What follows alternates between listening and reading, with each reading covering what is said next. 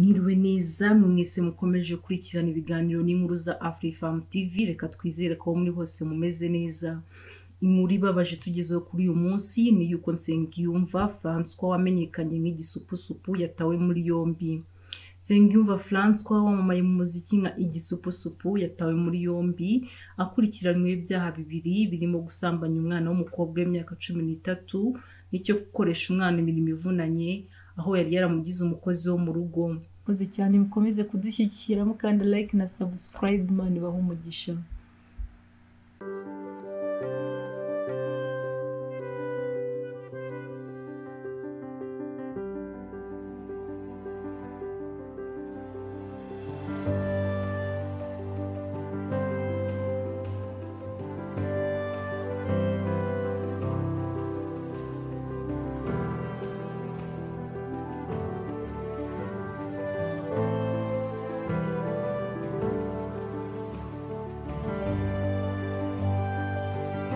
Mwiriwe neza mwese mukomeje kurikirana ibiganiro n'inkuru za Afrifam TV. Reka twizere ko muri hose mumeze neza.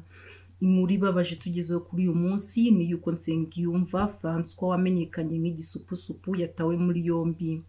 Nsengiyumva Francois wamamaye mu muziki nka igisupusupu yatawe muri yombi akurikiranywe ibyaha bibiri birimo gusambanya umwana w'umukobwa w'imyaka 13 n'icyo gukoresha umwana imirimo ivunanye, aho yari yaramugize umukozi wo mu rugo.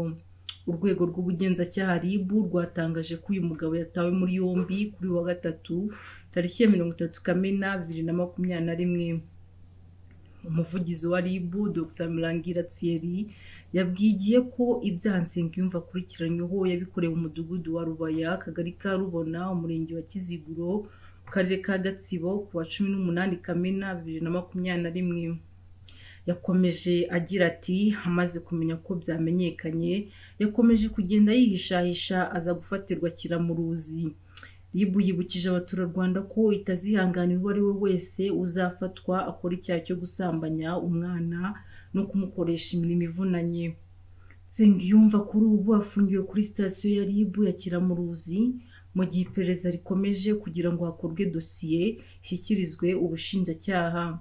Aramutse ahamijwe ibyaha akurikiranyweho yahanishwa ibihano bitandukanye birimo n'igifungo cya burundu. Itegeko riteganya ko gusambanya umwana bihanishwa ingingo y'133 ivuga ko iyo gusambanya umwana bikorewe kuri ufite imyaka iri munsi ya 14 yahanishwa igifungo cya burundu kidashobora kugabanywa kubera impamvu nyoroshyacyaha.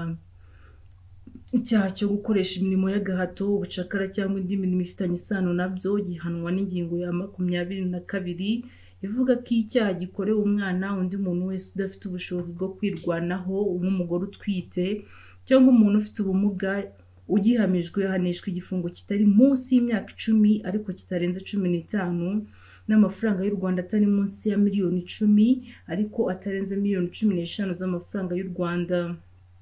Nsengiyumva Francois yamamaye mu ndirimbo zitandukanye zirimo Maria Jeanne yamenyekanye nka igisupusupu, Icange na Rwagitima. Muri 2009 nibwo yatangiye gucuranga umuduri nk'umwuga, akajya azenguruka mu masoko no mu tubari dutandukanye mu ntara y'Iburasirazuba.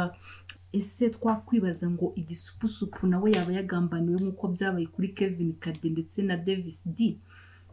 Reka dutegereze ikiperereza riza kugaragaza.